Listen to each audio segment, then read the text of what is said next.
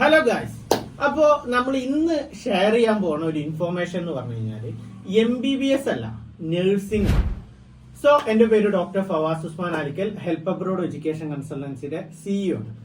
So എന്റെ ഈ YouTube ചാനലിനകത്ത് നിങ്ങൾക്ക് ഒരുപാട് വീഡിയോസ് MBBSന്റെ നഴ്സിംഗിന് ഞങ്ങൾ മുന്നേ കൊണ്ടുപോയ കുട്ടികളുടെ ഒക്കെ വീഡിയോസ് കാണാം. സോ ഇതിന്റെ ഒക്കെ റിലേറ്റഡ് ആയിട്ടുള്ള ഒരു തുടർച്ച എന്നുള്ള രീതിയിൽ നമ്മൾ ഒരു പുതിയ കോഴ്സ് ഇൻട്രൊഡ്യൂസ് ചെയ്യാൻ വേണ്ടി പോവുകയാണ്. ഏതാണ് ആ കോഴ്സ്? നഴ്സിംഗ്. നഴ്സിംഗ് എന്ന് പറയുന്ന കോഴ്സ് ഒത്തിരി പേര് പഠിക്കുന്നുണ്ട്. നമ്മുടെ ഇന്ത്യയിൽ നിന്നും കേരളത്തിൽ നിന്നൊക്കെ ആയിട്ട് ഒത്തിരി സ്റ്റുഡൻസ് പഠിക്കുന്നുണ്ട്. സ്റ്റുഡൻസ് ഇത്രയും നഴ്സിംഗ് സ്റ്റുഡൻസ് ഇതൊക്കെ പഠിച്ചിട്ട് ഇവരുടെ ഒക്കെ പ്രധാന മോട്ടീവ് എന്താ? സത്യം എന്തായിട്ട് പറയണമെന്നുണ്ടെങ്കിൽ നഴ്സിംഗ് എല്ലാവരും പഠിച്ചിട്ട് വിദേശത്തോട്ട് പോകാനാണ് നോക്കുന്നത്, അല്ലെ? അതായത് നഴ്സിംഗ് നാട്ടിൽ പഠിച്ചിട്ട് നാട്ടിൽ വർക്ക് ചെയ്യാൻ ആഗ്രഹിക്കുന്ന ആൾക്കാർ തുലവും തുച്ഛമായിരിക്കും. ഒരുപാട് ആൾക്കാർക്കൊക്കെ എന്താണ്, വിദേശത്തോട്ട് പോകാനാണ് താല്പര്യം. സോ നഴ്സിംഗ് പണ്ടുകാലം മുതൽ ഏറ്റവും കൂടുതൽ ആൾക്കാർ പോയിരുന്ന സ്ഥലം എവിടെയാണ്? ജർമ്മനി, അല്ലെ? ജർമ്മനി. താൻ എത്രയോ കാലം സ്വപ്നം കണ്ട നാടും ജോലിയും, മാസം 3 ലക്ഷം രൂപ ശമ്പളം. ജർമ്മനിയിലെത്തണം. തലങ്ങും വിലങ്ങും ആലോചിച്ചു. ജർമ്മൻ ഭാഷ പഠിക്കാൻ തന്നെ തീരുമാനിച്ചു. ജർമ്മനിയിലോട്ട് എന്ത് ചെയ്യണം? 1, 2, 3 വർഷം ജർമ്മൻ ലാംഗ്വേജ് പഠിക്കണം. അതിനുവേണ്ടി പ്രിപ്പയർ ചെയ്ത് മനം എടുത്ത് ചിലവർ പല കോഴ്സുകൾക്ക് പോകും. ചില ആൾക്കാർക്ക് അത് രക്ഷപ്പെടാൻ പറ്റും. അങ്ങനെ നേരെ ജർമ്മനിയിലെത്തും. ഈ ജർമ്മനിയിലെത്തുമ്പോഴുള്ള നെഗറ്റീവ് എന്താ? ജർമ്മൻ ലാംഗ്വേജിൽ പഠിച്ച കാരണം ജർമ്മനിയിലോ അല്ലെങ്കിൽ ജർമ്മൻ ലാംഗ്വേജ് യൂസ് ചെയ്യുന്ന 1, 2 രാജ്യത്ത് മാത്രമേ നമുക്ക് വർക്ക് ചെയ്യാൻ പറ്റുള്ളൂ. മറ്റു രാജ്യങ്ങളിലോ ഇന്ത്യയിലോ ഒന്നും വർക്ക് ചെയ്യാനും പറ്റൂല. പോരാത്തതിന് ഇന്ത്യയിലാവട്ടെ ജർമ്മൻ ലാംഗ്വേജ് കിട്ടാനുള്ള സാധ്യത വളരെ കുറവാണ്. സോ ഇങ്ങനെയുള്ള ഒരു സാഹചര്യത്തിൽ നമ്മൾ മലയാളികളും ഇന്ത്യക്കാരും ജർമ്മനി അല്ലാണ്ട് വേറെ ഓപ്ഷൻസ് നോക്കാൻ തുടങ്ങി. അപ്പൊ ഏതൊക്കെയാണ് ഓപ്ഷൻസ്? ലാറ്റ്വിയ ഉണ്ട്, യൂറോപ്പിൽ മറ്റു ഓപ്ഷൻസ് ഉണ്ട്. അങ്ങനെ ലാസ്റ്റ് ശ്രേണിയിൽ വന്ന സ്ഥലമാണ് ജോർജിയ എന്ന് പറഞ്ഞ സ്ഥലം. അങ്ങനെ ജോർജിയയിലോട്ടും കുട്ടികൾ വരൽ തുടങ്ങി എന്നുള്ളതൊക്കെയാണ്. സോ ഇതിനകത്ത് പുതിയൊരു അപ്ഡേഷൻ ഉണ്ടായിരിക്കുന്ന ഒരു കാര്യമാണ് എന്നുള്ളത്, USA നമുക്ക് നേഴ്സായിട്ട് വർക്ക് ചെയ്യാൻ പറ്റും എന്നുള്ള ഒരു ഓപ്ഷനാണ്. ഈ USA നേഴ്സായിട്ട് വർക്ക് ചെയ്യാൻ പറ്റും എന്നുള്ളതിന്റെ ഒരു ഓപ്ഷൻ എങ്ങനെയാണ് സ്റ്റാർട്ട് ചെയ്തതെന്ന് വെച്ച് കഴിഞ്ഞാൽ ഞാൻ നിങ്ങൾക്ക് ഒരു കഥ പറഞ്ഞുതരാം. അതായത് US മിസോരി എന്ന് പറഞ്ഞ ഒരു സ്ഥലം, അതായത് സ്റ്റേറ്റ് ആണ്. US 50 സ്റ്റേറ്റ്സ് ഉള്ളതായിട്ടാണ് എന്റെ ഓർമ്മ. അതായത് വാഷിംഗ്ടൺ DC, അതല്ലെങ്കിൽ ഫിലാഡൽഫിയ, അങ്ങനെയൊക്കെ തുടങ്ങിയ സംസ്ഥാനങ്ങളിലെ ഒരു സംസ്ഥാനമാണ് മിസോരി. ഈ മിസോരിയിലുള്ള ഒരു പ്രശസ്തമായിട്ടുള്ള നഴ്സിംഗ് കോളേജിന്റെ പേരാണ് വെബ്സ്റ്റർ. ഈ വെബ്സ്റ്റർ യൂണിവേഴ്സിറ്റിക്ക് ഒരു സ്വഭാവമുണ്ട്. എന്താ? വെബ്സ്റ്റർ യൂണിവേഴ്സിറ്റി ലോകത്തുള്ള പല സ്ഥലത്ത് കൊണ്ടുപോയിട്ട് എന്ത് ചെയ്യും? അവരുടെ ഇൻസ്റ്റിറ്റ്യൂഷൻ സ്ഥാപിക്കും. സോ അങ്ങനെ വെബ്സ്റ്റർ യൂണിവേഴ്സിറ്റിക്ക് തുർക്കിയിലും ജോർജിയയിലും മറ്റ് അനേകം രാജ്യങ്ങളിൽ എന്തുണ്ട്? അവർക്ക് ക്യാമ്പസുകളുണ്ട്. സോ ഇതിന്റെ ഒരു രസം എന്താന്ന് വെച്ച് കഴിഞ്ഞാല്, വെബ്സ്റ്റർ യൂണിവേഴ്സിറ്റി US ഇട്ടിട്ടുള്ള നഴ്സിംഗ് ക്യാമ്പസിന്റെ ഫീസ് ഒരു വർഷം തന്നെ എത്ര രൂപ വരും? $32,000 വരും.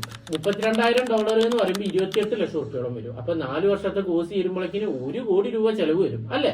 എന്നാൽ വെബ്സ്റ്റർ യൂണിവേഴ്സിറ്റി മറ്റ് രാജ്യങ്ങളിലേക്ക് ഇടുന്ന ക്യാമ്പസുകൾക്ക് അനുസരിച്ചിട്ട്, ആ നാട്ടിലെ ജനങ്ങൾക്ക് അനുസരിച്ചിട്ടും അവിടെ വരുന്ന കമ്മ്യൂണിറ്റിക്ക് അനുസരിച്ചിട്ടും ഫീസ് കുറയും. ഫോർ എക്സാമ്പിൾ ഞാൻ പറയട്ടെ, USA വെബ്സ്റ്റർ ക്യാമ്പസിന്റെ ഒരു വർഷത്തെ 4 കൊല്ലം കൊണ്ട് പഠിക്കേണ്ട ഫീസ് എന്ന് പറഞ്ഞാൽ 1 കോടിയാണെങ്കിൽ നേരെ തുർക്കിയിലോട്ട് വരുമ്പോൾ അത് 40 ലക്ഷം രൂപയിലോട്ട് കുറയും. ഇനി ജോർജിയയിലോട്ട് വരുമ്പോൾ അത് എത്ര വരും? 18 ലക്ഷം രൂപ, 20 ലക്ഷം രൂപയിലോട്ട് കുറയും. ഇനി അതിന്റെ ഒരു പുതിയ ബ്രാഞ്ച് എവിടെ സ്റ്റാർട്ട് ചെയ്യാണ്? ഉസ്ബെക്കിസ്ഥാനിൽ. സോ സെൻട്രൽ ഏഷ്യൻ രാജ്യമായിട്ടുള്ള അല്ലെങ്കിൽ ഏഷ്യൻ രാജ്യമായിട്ടുള്ള ഉസ്ബെക്കിസ്ഥാനില് ഈ വെബ്സ്റ്റർ യൂണിവേഴ്സിറ്റി വരുമ്പോൾ ഫീസ് അങ്ങോട്ട് കുറഞ്ഞിട്ട് വെറും 14 ലക്ഷം രൂപയോളം ടോട്ടലി അങ്ങോട്ട് വരും. അപ്പോ 32 ലക്ഷം രൂപ ഒരു വർഷം കൊടുത്ത് പഠിക്കുന്നത് 4 വർഷത്തേക്കും പാടെ 14 ലക്ഷം രൂപയിൽ നമുക്ക് ഇവിടെ പഠിക്കാൻ പറ്റും. എന്തുകൊണ്ടാണ് വെബ്സ്റ്റർ യൂണിവേഴ്സിറ്റിക്ക് ഇത്ര കുറവിൽ ഇവിടെ സ്ഥാപനം റണ്ണിക്കാൻ പറ്റുന്നത്?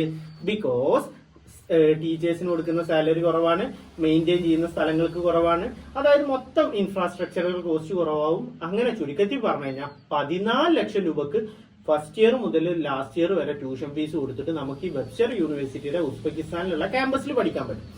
ഇനി പഠിച്ചിട്ട് എന്താന്നുള്ളതാണ് അടുത്ത കാര്യം. എന്താണ് വെബ്സ്റ്റർ യൂണിവേഴ്സിറ്റിയിൽ നമ്മൾ പഠിച്ചിട്ട് കാര്യമുള്ളത്? അതായത് ഇന്ത്യയിൽ നിന്ന് നമ്മൾ +2 കഴിഞ്ഞിട്ട് നേരെ ഉസ്ബെക്കിസ്ഥാനിൽ പോകുന്നു. ഉസ്ബെക്കിസ്ഥാനിൽ നിന്ന് 3 വർഷം നമ്മൾ എന്ത് ചെയ്യുന്നു? നഴ്സിംഗ് പഠിക്കുന്നു. ഈ നഴ്സിംഗ് പഠിച്ചിട്ട് നമുക്ക് ഒന്നില്ലെങ്കിൽ അവിടുന്ന് നേരെ തിരിച്ച് നാട്ടിലോട്ടോ യൂറോപ്പിലോ മിഡിൽ ഈസ്റ്റിലോ എവിടെ പോകാം. അതല്ലെങ്കിൽ 3 വർഷം കഴിഞ്ഞിട്ട് നമ്മളെ GPA എന്ന് പറഞ്ഞ സ്കോർ 3.6 ഉണ്ടെങ്കിൽ, ഈ GPA 3.6 എന്ന് പറഞ്ഞാൽ വളരെ കുറവാണ് കേട്ടോ, വളരെ ഈസി ആയിട്ട് അച്ചീവ് ചെയ്യാൻ പറ്റുന്നതാണ്. ഈ 3.6 നമുക്ക് കിട്ടിയതിനു ശേഷം നമ്മൾ IELTS-ൽ 6 എന്ന് പറഞ്ഞു കഴിഞ്ഞാൽ വളരെ ഈസിയാണ്, എല്ലാവർക്കും അറിയണ്ടാവും. IELTS-ൽ 7ഉം 7.5 ആണ് UK മറ്റുള്ള രാജ്യങ്ങളൊക്കെ. IELTS-ൽ 6 എന്ന് പറഞ്ഞാൽ വളരെ ഈസിയാണ്, നമ്മൾ 1 വർഷം കൊണ്ടോ അല്ലെങ്കിൽ 6 മാസം 3 മാസം പഠിച്ചാൽ കിട്ടുന്ന സ്കോറാണ് IELTS 6. ഈ IELTS ഓൾ ഓവർ 6 മേടിച്ചിട്ട് നമുക്ക് നേരെ എന്ത് ചെയ്യാം, USA-ലോട്ട് പറക്കാൻ പറ്റും. ഈ USA-ൽ എത്തിയിട്ട് 1 വർഷം നമ്മൾ എന്ത് ചെയ്യണം, USA-ൽ പഠിക്കണം. ഈ USA-ൽ 1 വർഷം പഠിക്കുന്ന ടൈമിൽ നമുക്ക് അപ്പോൾ ഒരു ടെൻഷൻ ഉണ്ടാവും, US-ൽ അക്കോമഡേഷന്റെ കോസ്റ്റ് കൂടുതലെന്ന്. ഒരിക്കലുമില്ല, നമ്മളെ ഉസ്ബെക്കിൽ കിട്ടുന്ന അതേ റേറ്റിൽ തന്നെയാണ് US-ൽ എന്ത് ചെയ്യുന്നത്, അവർ അക്കോമഡേഷൻ വെബ്സ്റ്റർ യൂണിവേഴ്സിറ്റി പ്രൊവൈഡ് ചെയ്യുന്നത്.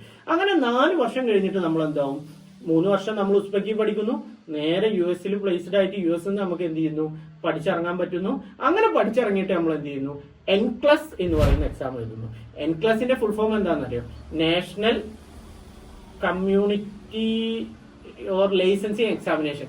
ആ C എന്താ നമുക്കൊരു ഡൗട്ട് ഉണ്ട്, അത് വെരിഫൈ ചെയ്യണം. സോ ഈ NCLEX എക്സാമിനേഷൻ നിങ്ങൾ എഴുതണം. ഈ NCLEX എക്സാമിനേഷൻ എഴുതിയതിനു ശേഷം നിങ്ങൾക്ക് എന്ത് ചെയ്യാൻ പറ്റും, അവിടെ വർക്ക് ചെയ്യാൻ പറ്റും, അവിടെ അങ്ങോട്ട് സെറ്റിൽ ആവാൻ പറ്റും. സോ നിങ്ങൾക്ക് ഒരു ഡൗട്ട് ഉണ്ടാവും, നമ്മൾ ഉസ്ബെക്ക് വരെ ഓക്കെ വിസ എല്ലാവർക്കും കിട്ടുന്നുണ്ട്, ഉസ്ബെക്കിൽ നിന്ന് USA-ലോട്ട് പോകാൻ വിസ ബുദ്ധിമുട്ടല്ല. ഒരിക്കലുമല്ല. നമ്മൾ ആൾറെഡി വെബ്സ്റ്റർ എന്ന് പറയുന്ന അമേരിക്കയിലുള്ള യൂണിവേഴ്സിറ്റിയുടെ ഭാഗത്തു നിന്നാണ് ഇവിടെ നഴ്സിംഗ് പഠിച്ചിട്ടുള്ളത്. സോ അവിടുന്ന് നമ്മൾ US-ലോട്ട് വിസ തരണം എന്നുള്ളത് ആരുടെ ഉത്തരവാദിത്തമാണ്, ഈ വെബ്സ്റ്റർ യൂണിവേഴ്സിറ്റിയുടെ. സോ നമ്മളുടെ പ്രൊഫൈൽ നല്ലതല്ലേ, കാരണം നമ്മൾ 3 വർഷം USA-ൽ തന്നെയുള്ള വെബ്സ്റ്റർ യൂണിവേഴ്സിറ്റിയുടെ അണ്ടറിൽ പഠിക്കുന്നു, നേരെ US-ലോട്ട് പ്ലേസ്മെന്റ് കിട്ടുന്നു, വിസയുടെ ആവശ്യമില്ല. ഇനി അവിടെ വിസയുടെ ആവശ്യമില്ല എന്ന് പറഞ്ഞാൽ വിസ ഈസി ആയിട്ട് കിട്ടുന്നതായിട്ട് അർത്ഥം. അങ്ങനെ അവിടെ എത്തിക്കഴിഞ്ഞിട്ട് നമ്മൾ എന്ത് ചെയ്യുന്നു, 1 ഇയർ അവിടെ പഠിക്കുന്നു, NCLEX എക്സാം എഴുതുന്നു, പാസ്സാവുന്നു. ഈ NCLEX എക്സാം വളരെ ടഫാണോ എന്നുള്ളതാണ് അടുത്ത ക്വസ്റ്റ്യൻ. ഒരിക്കലും അല്ല, നിങ്ങൾക്ക് നെറ്റിനകത്ത് നോക്കാൻ പറ്റും. ഈ NCLEX-ന്റെ വിന്നിംഗ് പെർസെന്റേജ് 54% നോൺ US ക്യാമ്പസസിൽ പഠിക്കുന്നവര്.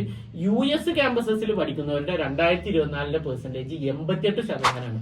അപ്പൊ നമ്മൾ ഏത് ക്യാമ്പസിലാ, US ക്യാമ്പസിലല്ലേ? കാരണം വെബ്സ്റ്റർ യൂണിവേഴ്സിറ്റിയുടെ ഉസ്ബെക്കിസ്ഥാനിലുള്ള ക്യാമ്പസിൽ നമ്മൾ പഠിച്ചു കഴിഞ്ഞാൽ നമ്മൾ ആരാണ്, US ക്യാമ്പസിൽ പഠിക്കുന്ന നഴ്സിംഗ് വിദ്യാർത്ഥികൾ.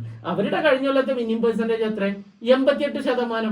54% മിനിമം പെർസെന്റേജ് ആരുടെയാണ്, വെബ്സ്റ്ററിന്റെ അല്ലാത്ത ലോകത്തുള്ള പല സ്ഥലങ്ങളിൽ നിന്ന്, ഇന്ത്യയിൽ നിന്നും അവിടുന്ന് ഇവിടുന്ന് ഒക്കെ എഴുതുന്ന കുട്ടികളുടെ മിനിമം പെർസെന്റേജ് ആണ് 54.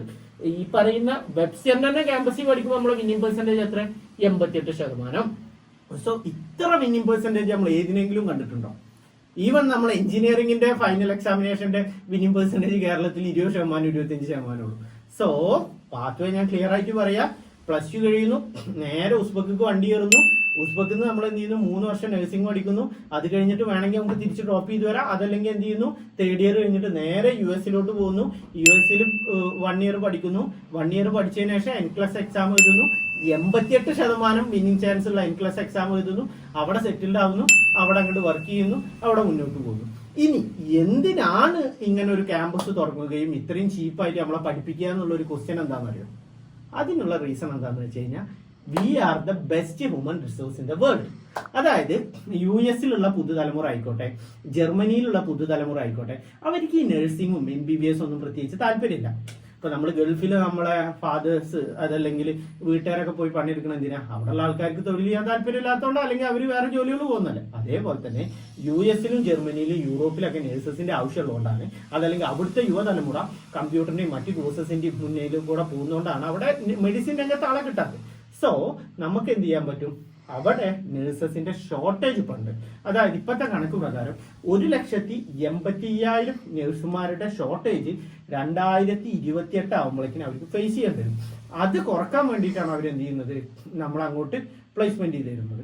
സോ ഞാനീ പറഞ്ഞ 1,85 ലക്ഷം എന്നുള്ളത് ചിലപ്പോൾ ഇച്ചിരി കൂടുതലായിരിക്കും, ചിലപ്പോൾ 1 ലക്ഷത്തി ചില്ലറൊക്കെ കാണത്തുള്ളൂ.